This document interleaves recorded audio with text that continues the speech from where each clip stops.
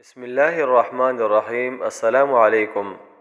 سعودی عرب کے ممتاز عالم دین اور رابطہ عالم اسلامی کے سربراہ ڈاکٹر شیخ محمد العیسیٰ نے مسیحیوں یعنی عیسائیوں کو ان کے کرسمس ڈے پہ مبارکباد دینے کو جائز قرار دیا ہے۔ اس حوالے سے امت کے بڑے بڑے علماء کے مختلف اقوال ہے کہ جس طرح اس دور میں مشہور علماء مفتی تقی عثمانی صاحب اور ڈاکٹر ذاکر نائک صاحب اور اس طرح سے پرانے علماء اور ائمہ کے بھی اقوال ہے، جس طرح ابن القیم جوزی رحمۃ اللہ علیہ، تو ایسے بہت سارے اقوال اور ان کے ٹویٹس آپ نے دیکھے ہوں گے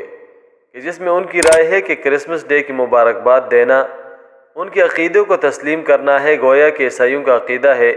کہ کرسمس ڈے یعنی اللہ تعالیٰ نے نعوذ باللہ بچہ جنا، تو اس حوالے سے ان علماء کا ماننا ہے کہ کرسمس ڈے کی مبارکباد دینا گویا کہ ان کے اس باطل عقیدے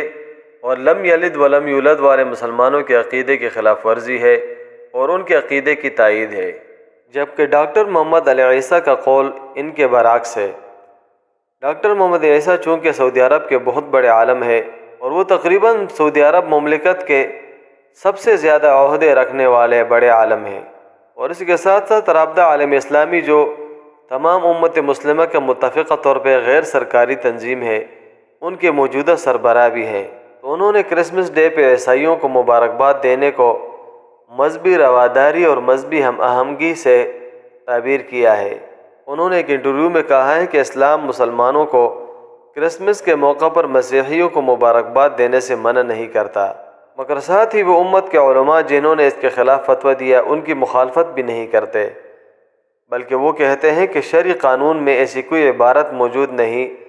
جس کے تحت مسیحیوں کو مبارکباد دینے کی اجازت نہ ہو۔ انہوں نے کہا کہ غیر مسلموں کو مذہبی تہوار کے موقع پر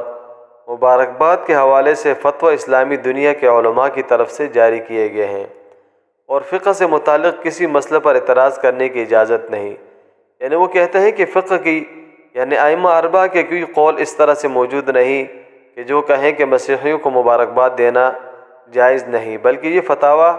بعد کے علماء کے فتوے ہیں، ان کے اقوال ہے کہ جس کے خلاف رائے دی جا سکتی ہے۔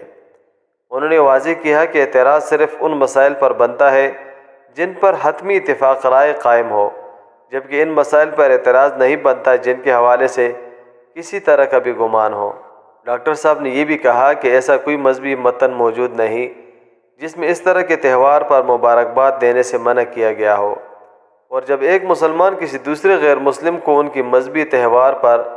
مبارکباد دیتا ہے تو اس کا مطلب یہ نہیں کہ وہ کسی دوسرے کے عقیدے کو تسلیم کر رہا ہے۔ انہوں نے اشارہ کیا ہے کہ غیر مسلموں کو مبارکباد دینا اسلام کی ساکھ کو مستحکم کرتا ہے اور اسلام کے روشن چہرے کو واضح کرتا ہے۔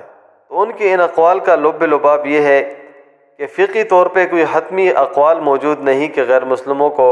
مبارکباد دینا جائز نہیں، بلکہ بعد کے علماء کے فتاویٰ ہے جس کے سے اختلاف کیا جا سکتا ہے، اور دوسرا وہ کہتے ہیں کہ یہ مذہبی ہم آہنگی کے لیے لازمی ہے اور اس سے اسلام کا روشن چہرہ واضح ہو جاتا ہے جس کے موجودہ حالت میں اشد ضرورت ہے۔ اور تیسری اہم بات وہ یہ کرتے ہیں کہ کسی غیر مسلم کو اس کے مقدس ڈے کے اوپر مقدس دن کے اوپر مبارکباد دینے سے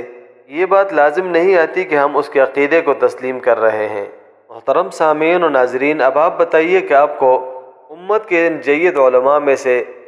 کس کی بات زیادہ قوی لگتی ہے؟ کمنٹ سیکشن میں اپنی رائے سے ضرور آگاہ کیجیے گا۔